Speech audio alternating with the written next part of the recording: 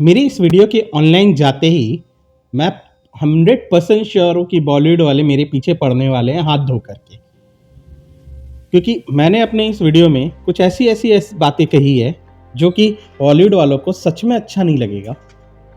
पर मैं क्या करूँ, मैं एक जेन्युइन व्यूअर हूँ भाई, जेन्युइन ऑडियंस हूँ। मुझे अगर कुछ बात बुरी लगेगी तो मैं तो बोलूँगा ही। दिन पे दिन बॉलीवुड अपने पोजीशन से इतना गिरता जा रहा है, इतना गिरता जा रहा है कि मुझे आज ये बातें बोलने पे मजबूर होना पड़ा। और पता है, इस गिरने का कारण बॉलीवुड खुद ही है, क्योंकि वो पुराने वाले घिसे पिटे फॉर्मूले से बाहर ही नहीं निकलना चाहता। खैर, इसी बॉलीवुड की गिरते हुई ग्राफ के बारे में बात करेंगे आज हम अपनी इस वीडियो में। नमस्कार दोस्तों, मैं हूं आपका दोस्त और आपका होस्ट। और सीरीज में हमारे पास इतने अच्छे कंटेंट्स, मूवीज़ वगैरह अवेलेबल हैं देखने के लिए, जो कि दूसरे कंट्रीज़ के हों, चाहे हमारे इंडिया देश की ही क्यों ना हो। दूसरे लैंग्वेजेस में बहुत अच्छे कंटेंट्स हमें मिल जाएंगे देखने के लिए। वहीं उसी युग में बॉलीवुड अपने वही पुराने फॉर्मूले और अपने पुराने वो अंकल्स के जंजालों से निकल नहीं रहा। पता नहीं ऐसा क्या कारण है कि बॉलीवुड को अपना गिरता हुआ ग्राफ ही नजर नहीं आ रहा, या फिर अपनी इतनी बुरी हालत ही नहीं दिख रही।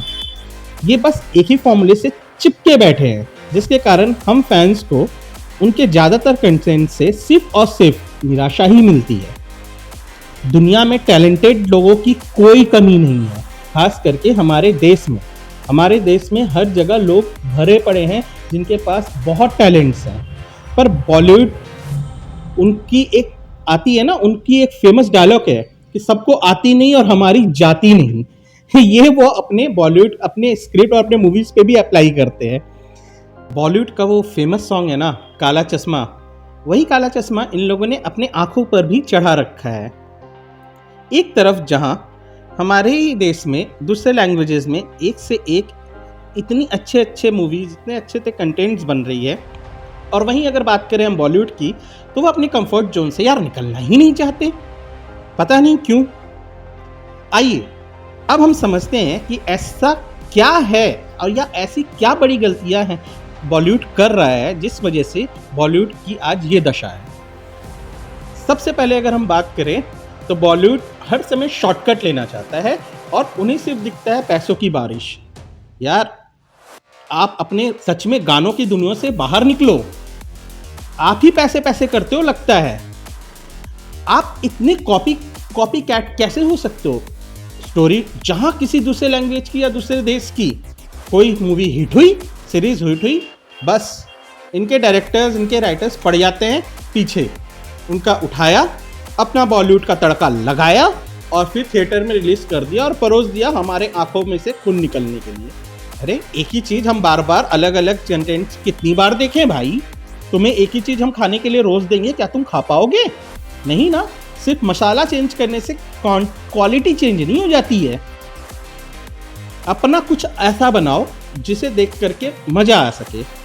तुम्हें पता है कि हम ओरिजिनल चाहते हैं। आज इस इंटरनेट के युग में पब्लिक सब जानती है और सिर्फ ओरिजिनल को ही मानती है। सो ये कॉपी पेस्ट करने वाला फॉर्मूला छोड़ो और थोड़ी मेहनत करो, बाहर निकलो, अच्छे स्क्रिप्ट और अच्छे राइटर्स ढूंढो और उनकी हेल्प से अपनी डूबती हुई इज्जत को बचाओ। अब हम बात करते हैं इनकी दूसरी सबसे बड़ी गलती की, जो है इनकी म्यूजिक की चॉइस और एडिटिंग। आप एक बात बताओ, ये गाना बनता क्यों है? अगर किसी मूवी में गाने को डाला जाता है, सॉन्ग्स को डाला जाता है, तो वो उसके स्टोरी लाइन से मैच करता हुआ डाला जाता है। ऐसा नहीं कि कहीं भी कुछ भी उठा करके डाल दिया। यार अजीब हो तुम लोग। मुझे लगता है तुम लोग सारी शूटिंग पूरी कर लेते हो, उसके बाद एडिटिंग के समय जब पता चलता है कि एडिटिंग के बाद में मूवी तो बस 1 से 1.5 घंटे की बनी है और उस 1 से 1.5 घंटे के लिए तो तुम टिकट महंगे कर नहीं पाओगे, तो अब उसकी लेंथ बढ़ाने के लिए गानों को घुसाओ। उसके बाद गानों को ठूसते हो, और जब स्टोरी में दम नहीं रहता या एक्टिंग में दम नहीं रहता तो गानों को ही बेसिक अपना मूवी का स्ट्रॉन्ग पॉइंट बनाते हो। उसमें ग्लैमर के नाम पर हड्डियों को नचाते हो और डाल देते हो उसे हमारे स्क्रीन पर कि देखो व्यूअर्स। यार तुम समझ के क्या रखे हो हमें कि हम अखंड, छोड़ो क्या ही बोलूं मैं। तुमने गानों में तो जितना चूना रिमिक्स के नाम पे लगाया है ना, उतना ही चूना हमारे पॉकेटों पे भी लगाया है। अब तो ऐसी हालत हो गई है कि हमारा जिंदगी भी रिमिक्स बन कर रह गया है।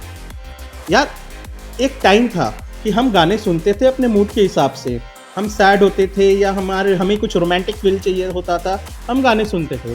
आज के टाइम पे तुम वही पुरानी बासी गानियों को उठाते हो, उस पर फिर रिमिक्स के नाम पे उसको रिमिक्स करते हो और वापस से रिलीज कर देते हो। मार्केट में इतने अच्छे अच्छे सिंगर्स हैं, इतने अच्छे अच्छे कंपोजर्स हैं, इतने अच्छे अच्छे म्यूजिशियंस हैं, उनको मौका दो यार। उनसे नए टैलेंट लोगों को, अगर तुम्हें प्रॉब्लम है ना, तुम जाओ, तुम ज़्यादा टाइम इन सब चीज़ों में मत लगाओ अपने कंटेंट्स में। तुम एक काम करो, तुम DID देखो, तुम जो शोज आते हैं सोनी पे, कलर्स पे, जो रियलिटी पे शो है, जो टैलेंट लोगों को मौका देते हैं, ठीक है, उनको देखो, उनमें से उठाओ लोगों को।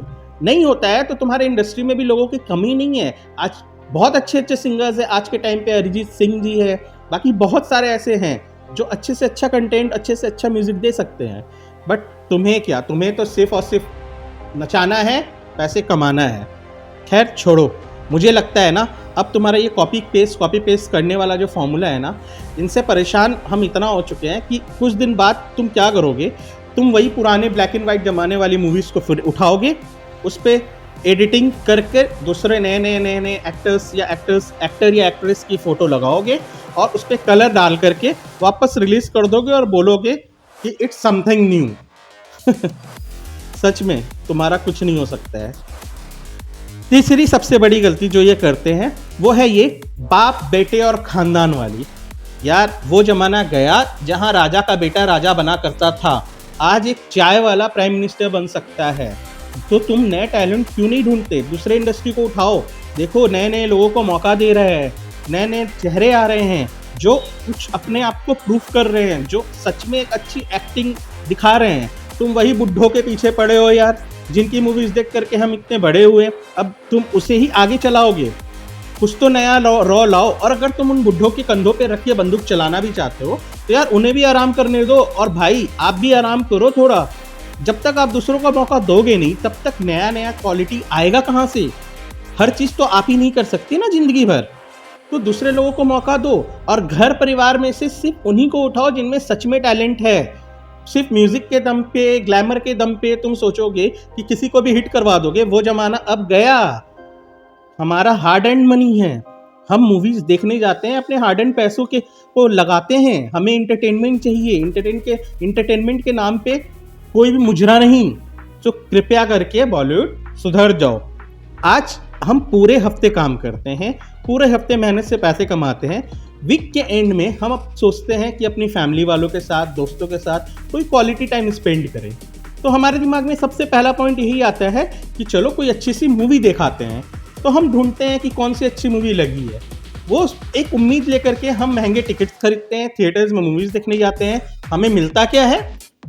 वही घिसा पिटा रोमांटिक एंगल, घिसा पिटा स्टोरी लाइन। अभी आपको मैं कुछ दिन पहले की बात बताता हूँ। लास्ट वीक मैंने एक रिव्यू अपने इसी चैनल पे दिया है एक मूवी का, शहजादा। बहुत दिन हो गए थे, मुझे लगा मुझे अपनी फैमिली के साथ एक क्वालिटी टाइम स्पेंड करनी चाहिए। मैं उन्हें लेकर के थिएटर गया, शहजादा मूवी मॉर्निंग की शो देखी। देखने के बाद में मेरी तो ऑलरेडी उसकी साउथ जो जिनसे वो कॉपी हुई थी वो मूवी मेरी देखी हुई थी, ठीक है, अल्लू अर्जुन सर की। मेरे घर वालों को देखने के बाद में उनका मैंने एक्सप्रेशन पूछा तो उन्होंने बोला ठीक ठाक। वो उनके घर आने के बाद में लगभग शाम के समय मैंने ओरिजिनल मूवी जो साउथ की अल्लू अर्जुन सर की है उसे मैंने अपने टीवी पे चला दिया, यूट्यूब पे इजीली अवेलेबल है। मैंने जब उसे चलाया और उसे अपनी फैमिली वालों को दिखाया, उनका चेहरा देखने लायक था कि वो जो इतने पैसे खर्च कर करके देख के आए हैं और घर पे बैठ के जो फ्री में देख रहे हैं, तो इससे अच्छा और क्या हो सकता है। मैं आगे कुछ नहीं कर सकता क्योंकि इसकी रिव्यू ऑलरेडी मैंने पोस्ट की हुई है मेरे चैनल पे, आप उसे जाकर सुनिए। तो अभी भी मैं समझा रहा हूँ, बता रहा हूँ कि कृपया करके हमारी नैया, बॉलीवुड की नैया संभाल लो। देखो, मैं कोई बहुत बड़ा फिल्म इंडस्ट्री का ज्ञानी नहीं हूँ कि आप लोगों को ज्ञान की बातें बता सकूँ, बट मैं एक जेन्युइन व्यूअर हूँ जो आज के इस टफ टाइम में ऐसे ही किसी भी चीज़ पे अपने पैसे नहीं खर्च कर सकता या टाइम नहीं खर्च कर सकता। सो आप थोड़ी मेहनत करो, थोड़े नए लोगों को मौका दो। मैं जानता हूँ बॉलीवुड में अभी भी बहुत दम बाकी है और बॉलीवुड में ऐसे बहुत से सितारे हैं, ऐसे बहुत से लोग हैं जिनकी चमक से बॉलीवुड की पहचान है और वो आगे भी कामयाबी से उसको बनाए रख सकते हैं। मेरा उन सबको रिक्वेस्ट है कि अब आप ही बॉलीवुड की नैया और हमारे देश की एंटरटेनमेंट इंडस्ट्री की पहचान यानी कि बॉलीवुड को बचा सकते हो।